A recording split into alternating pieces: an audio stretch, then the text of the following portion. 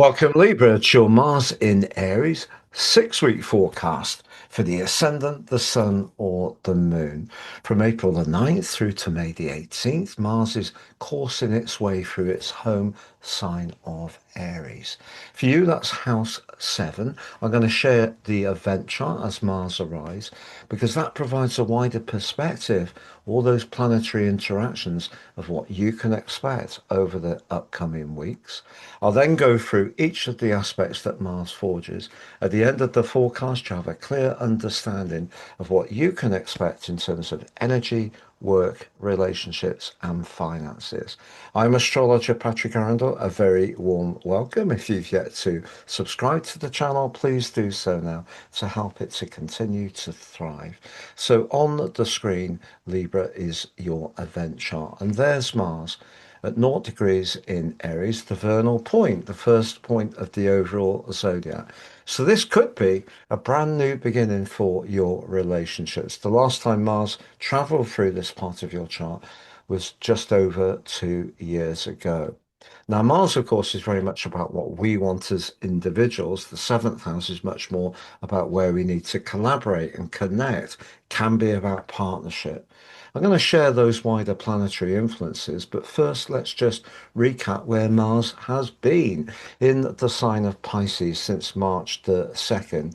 And for you, the second house is very much to do with being more robust. Mars may have helped with that, but the watery energy of Pisces may have also dissipated your vitality at times. And with Mercury in a pre retrograde, a retrograde, and now a post retrograde, which emerges from today, the 9th of April.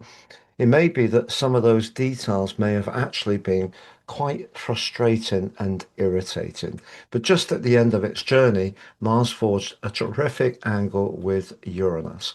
And if you are trying to do something different and fresh, particularly with your finances, the eighth house, Mars using your passion on the details, the sixth house, or you're applying for a job that helps you to use your talents in a more imaginative way, you could get some good news over the next couple of days.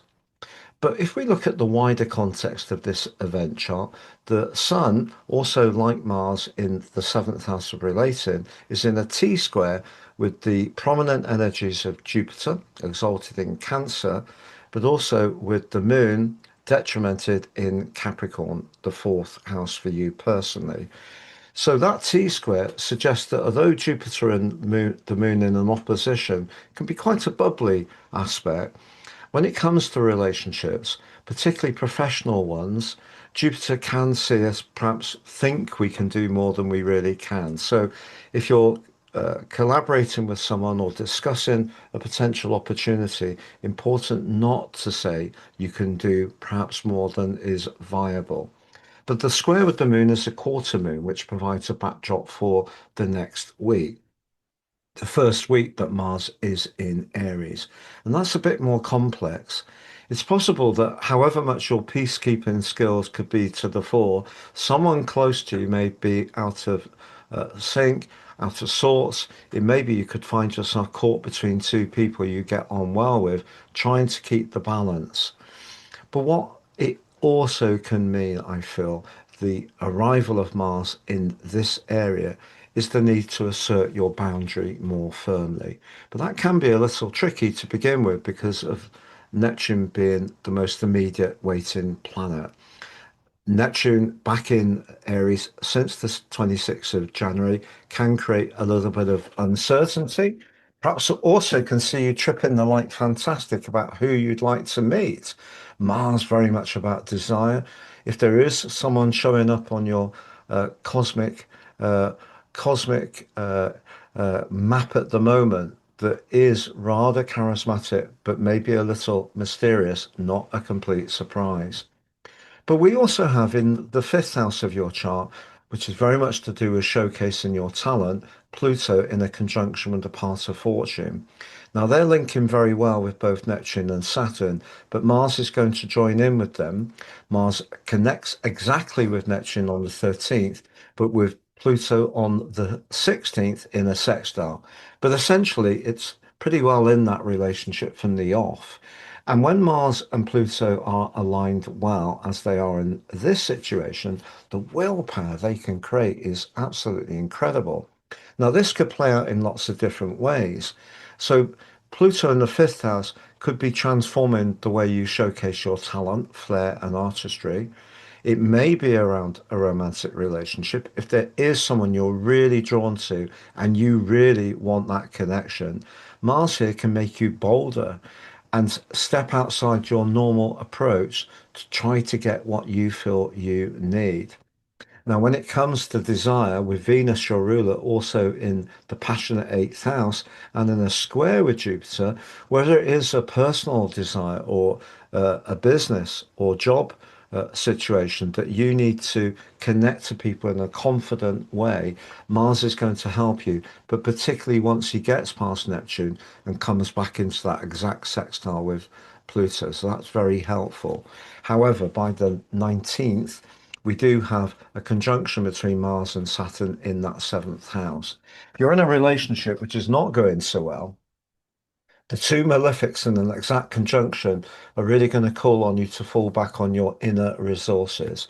That may be the determination to keep working at it, but sometimes it's important to know when to spin out from situations that are not right for us. And remember that Uranus is in the eighth house, which can be about devotion. And when Mars arrives, it's still in the sextile that it was in just as it ended its journey through Pisces. So we don't need to stay in situations in order to keep things on a balance. And that can be, I have the Libra ascendant, it can be a desire to try to solve, use the rationality of Libra to try to understand why other people are being like they are.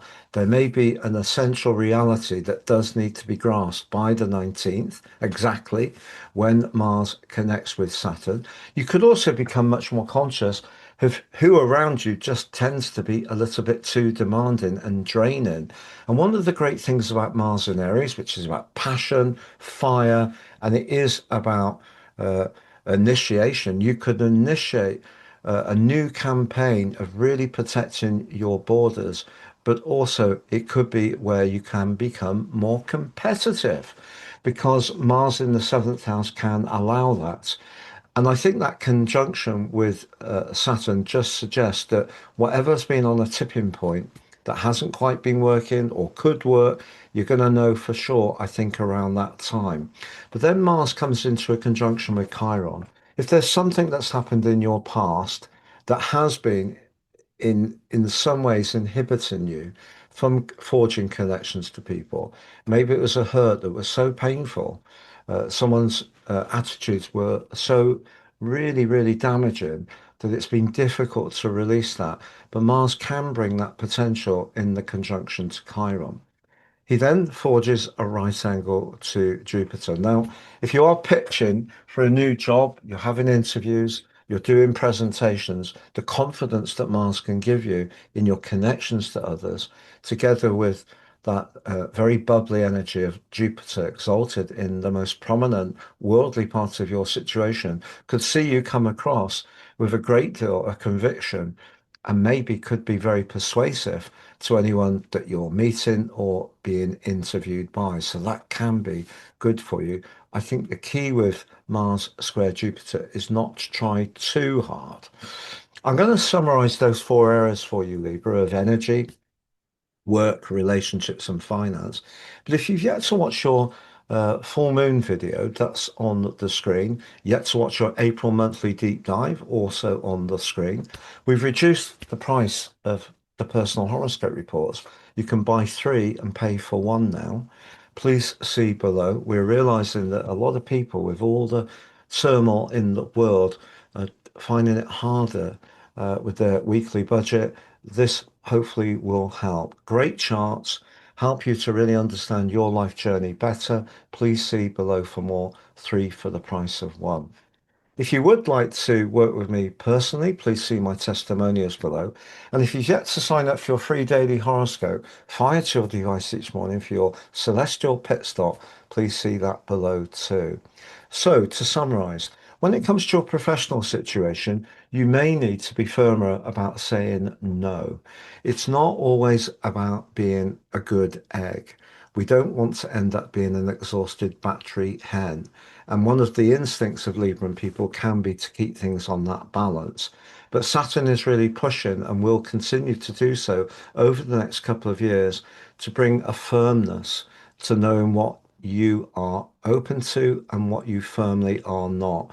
Mars brings more vigor to that, but Mars also, as far as relationships are concerned, can give you more confidence to go for what you want.